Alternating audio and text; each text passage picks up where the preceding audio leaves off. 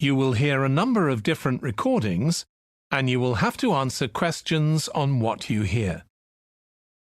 There will be time for you to read the instructions and questions, and you will have a chance to check your work.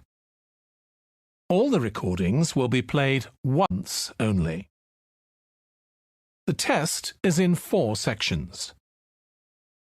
At the end of the test, you will be given 10 minutes to transfer your answers to an answer sheet. Now turn to Section 1.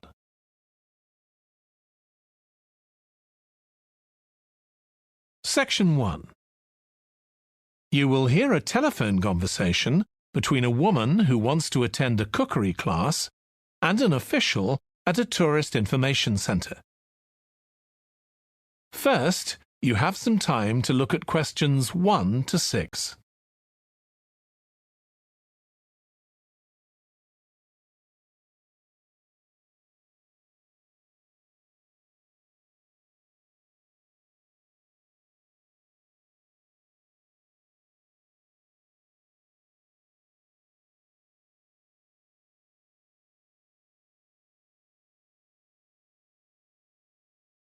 Now we shall begin. You should answer the questions as you listen because you will not hear the recording a second time. Listen carefully and answer questions 1 to 6. Hello, Tourist Information Centre. Mike speaking. How can I help you? Oh, hi. I wanted to find out about cookery classes. I believe there are some one-day classes for tourists. Well, they're open to everyone, but tourists are always welcome. OK, let me give you some details of what's available. There are several classes. One very popular one is at the food studio. OK. They focus on seasonal products, and as well as teaching you how to cook them, they also show you how to choose them. Right, that sounds good. How big are the classes? I'm not sure exactly, but they'll be quite small. And could I get a private lesson there? I think so. Let me check. Yes, they do offer those. Though, in fact, most of the people who attend the classes find it's a nice way of getting to know one another. I suppose it must be, yes. And this company has a special deal for clients where they offer a discount of 20% if you return for a further class. OK, but you said there were several classes. That's right. Another one you might be interested in is Bond's Cookery School. They're quite new. They just opened 6 months ago, but I've heard good things about them. They concentrate on teaching you to prepare healthy food, and they have quite a lot of specialist staff. So is that food for people on a diet and things like that? I don't know if I'd be interested in that. Well, I don't think they particularly focus on low-calorie diets or weight loss. It's more to do with recipes that look at specific needs, like including ingredients that will help build up your bones and make them stronger, that sort of thing. I see. Well, I might be interested. I'm not sure. Do they have a website I could check? Yes, just key in the name of the school. It'll come up. And if you want to know more about them, every Thursday evening they have a lecture at the school. It's free, and you don't need to book or anything. Just turn up at 7:30. And that might give you an idea of whether you want to go to an actual class. Before you hear the rest of the conversation, you have some time to look at questions 7 to 10.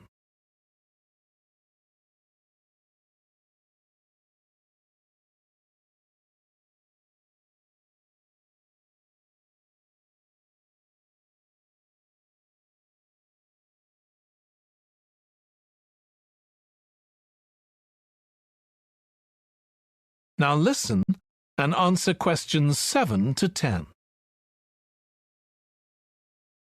OK, there's one more place you might be interested in. That's got a rather strange name. It's called the ILETS Centre. That's spelled ARRETSA. OK. They've got a very good reputation. They do a bit of meat and fish cookery, but they mostly specialise in vegetarian dishes. Right. That's certainly an area I'd like to learn more about. I've got lots of friends who don't eat meat. In fact, I think I might have seen that school today. Is it just by the market? That's right. So they don't have any problem getting their ingredients. They're right next door. And they also offer a special 2-hour course in how to use a knife. They cover all the different skills, buying them, sharpening, chopping techniques. It gets booked up quickly, though, so you'd need to check it was available. Right, well, thank you very much. I'll go and check that out. That is the end of section 1. You now have half a minute to check your answers.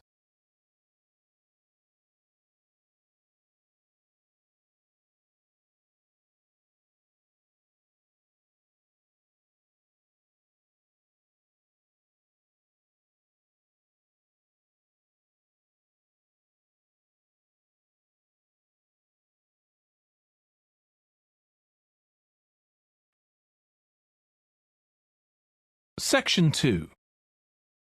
You will hear the chairman of the Highways Committee of Granford speaking to members of the public about proposed changes to traffic and parking in the area. First, you have some time to look at questions 11 to 13.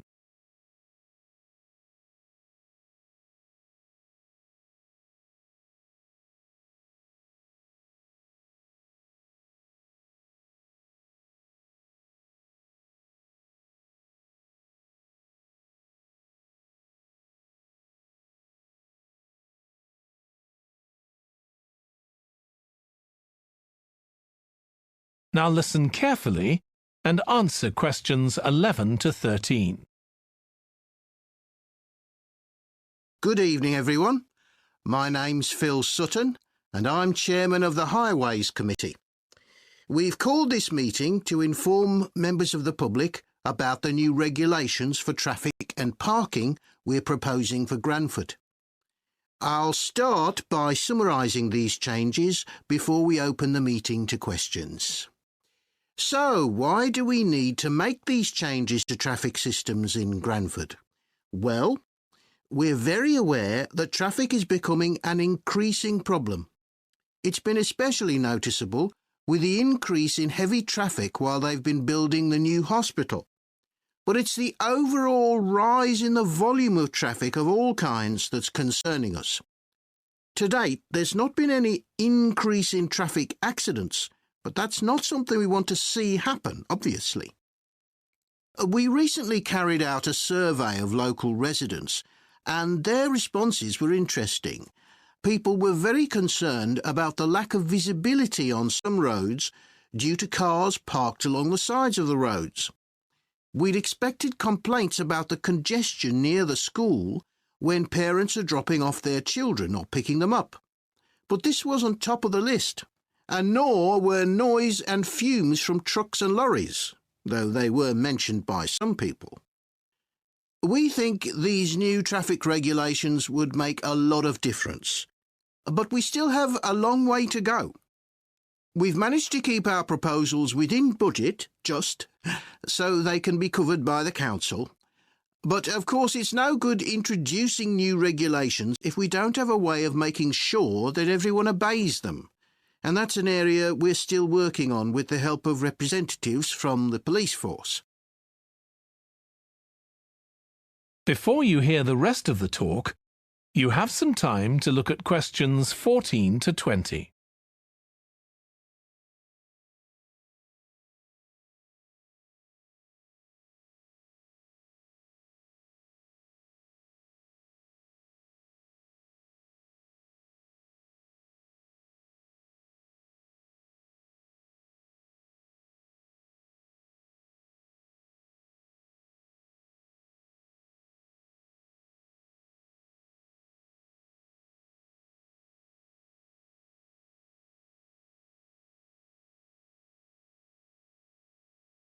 Now listen and answer questions 14 to 20. OK, so this slide shows a map of the central area of Granford with the High Street in the middle and School Road on the right. Now, we already have a set of traffic lights in the High Street at the junction with Station Road, but we're planning to have another set at the other end at the school road junction to regulate the flow of traffic along the high street. We've decided we definitely need a pedestrian crossing. We considered putting this on School Road just outside the school, but in the end we decided that could lead to a lot of traffic congestion. So we decided to locate it on the high street, crossing the road in front of the supermarket. That's a very busy area, so it should help things there. We're proposing some changes to parking. At present, parking isn't allowed on the high street outside the library, but we're going to change that and allow parking there, but not at the other end of the high street near School Road. There'll be a new no parking sign on School Road just by the entrance to the school, forbidding parking for 25 metres. This should improve visibility for drivers and pedestrians, especially on the bend just to the north of the school. As far as disabled drivers are concerned, at present they have parking outside the supermarket, but lorries also use those spaces, so we've got 2 new disabled parking spaces on the side road up towards the bank. It's not ideal, but probably better than the present arrangement. We also plan to widen the pavement on School Road. We think we can manage to get an extra half metre on the bend just before you get to the school, on the same side of the road. Finally, we've introduced new restrictions on loading and unloading for the supermarket, so lorries will only be allowed to stop there before 8 a.m. That's the supermarket on School Road. We kept to the existing arrangements with the High Street supermarket. OK, so that's about it. Now, That is the end of section 2. You now have half a minute to check your answers.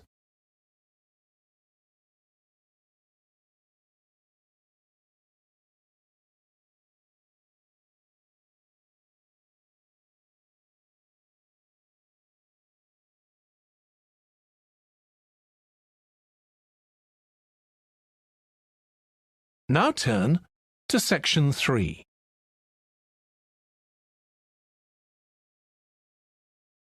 Section 3. You will hear 2 biology students called Emma and Jack discussing an experiment they are going to do together. First, you have some time to look at questions 21 to 25.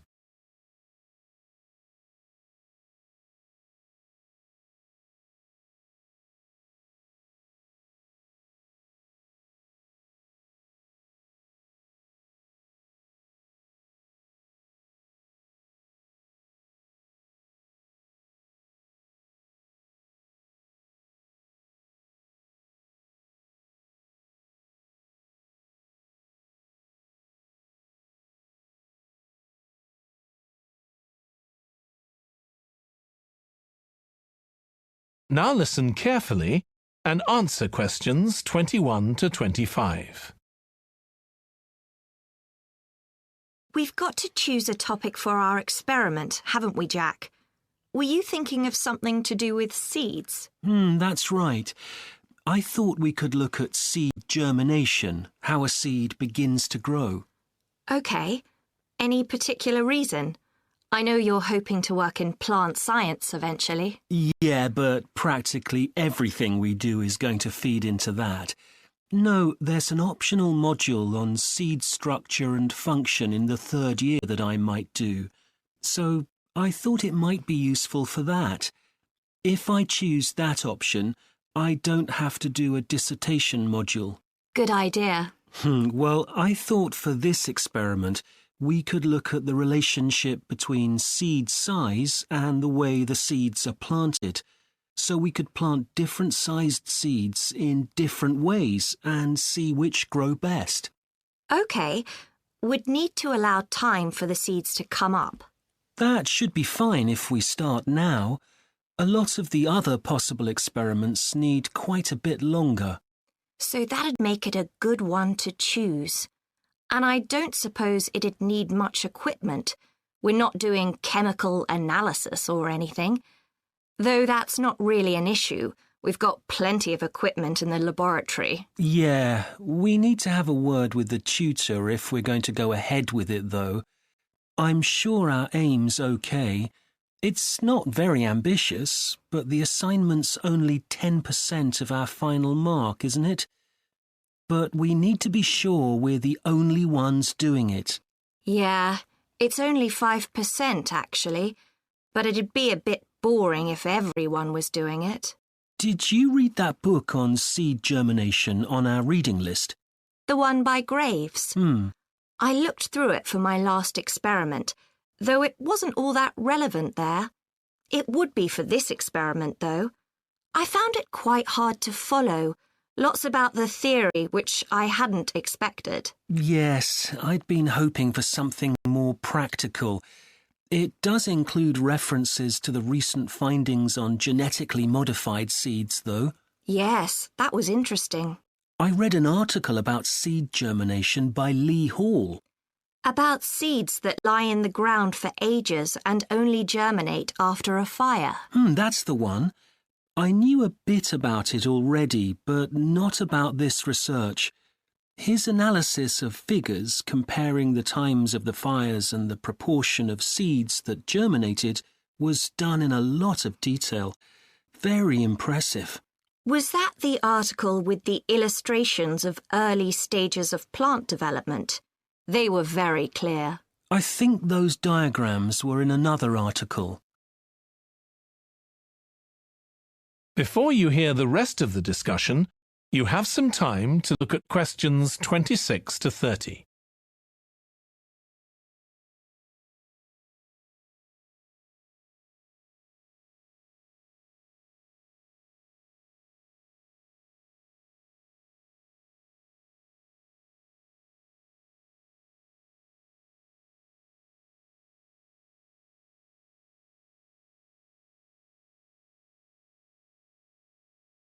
Now listen and answer questions 26 to 30. Anyway, shall we have a look at the procedure for our experiment? We'll need to get going with it quite soon. Right. So the first thing we have to do is find our seeds. I think vegetable seeds would be best, and obviously they mustn't all be the same size. So how many sorts do we need? About 4 different ones? I think that would be enough. There'll be quite a large number of seeds for each one. Then for each seed, we need to find out how much it weighs and also measure its dimensions. And we need to keep a careful record of all that. That'll be quite time-consuming. And we also need to decide how deep we're going to plant the seeds. Right on the surface, a few millimetres down, or several centimetres. OK, so then we get planting. Do you think we can plant several seeds together in the same plant pot? No, I think we need a different one for each seed. Right. And we'll need to label them. We can use different coloured labels. Then we wait for the seeds to germinate. I reckon that'll be about 3 weeks, depending on what the weather's like. Then we see if our plants have come up and write down how tall they've grown.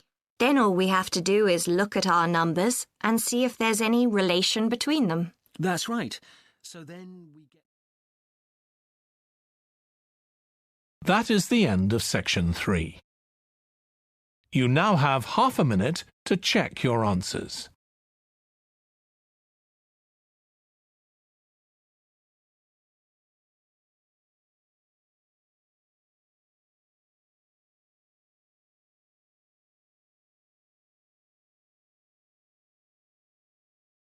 Now turn to section 4.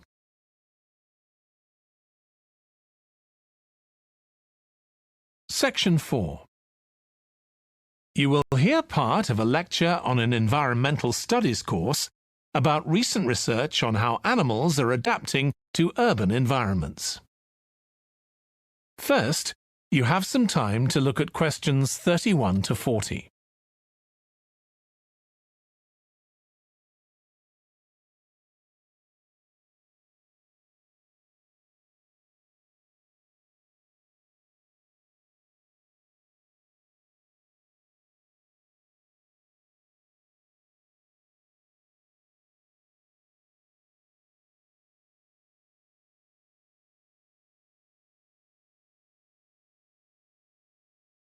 Now listen carefully and answer questions 31 to 40.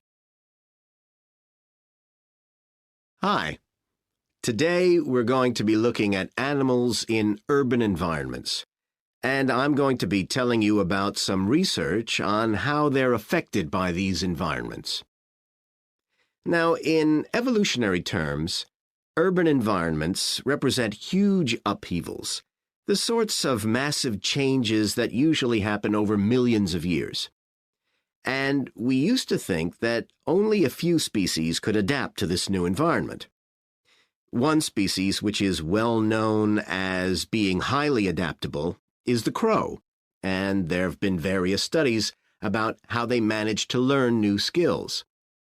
Another successful species is the pigeon, because they're able to perch on ledges on the walls of city buildings, just like they once perched on cliffs by the sea. But in fact, we're now finding that these early immigrants were just the start of a more general movement of animals into cities, and of adaptation by these animals to city life. And one thing that researchers are finding especially interesting is the speed with which they're doing this. We're not talking about gradual evolution here. These animals are changing fast. Let me tell you about some of the studies that have been carried out in this area. So, in the University of Minnesota, a biologist called Emily Snellrud and her colleagues looked at specimens of urbanized small mammals such as mice and gophers that had been collected in Minnesota and that are now kept in museums there. And she looked at specimens that had been collected over the last 100 years, which is a very short time in evolutionary terms. And she found that during that time, these small mammals had experienced a jump in brain size when compared to rural mammals. Now, we can't be sure this means they're more intelligent, but since the sizes of other parts of the body didn't change, it does suggest that something cognitive was going on. And Snellrud thinks that this change might reflect the cognitive demands of adjusting to city life, having to look in different places to find food, for example, and coping with a whole new set of dangers. Then over in Germany, at the Max Planck Institute, there's another biologist called Katharina Miranda, who's done some experiments with blackbirds living in urban and rural areas, and she's been looking not at their anatomy, but at their behavior. So, as you might expect, she's found that the urban blackbirds tend to be quite bold. They're prepared to face up to a lot of threats that would frighten away their country counterparts. But there's one type of situation that does seem to frighten the urban blackbirds, and that's anything new, anything they haven't experienced before. And if you think about it, that's quite sensible for a bird living in the city.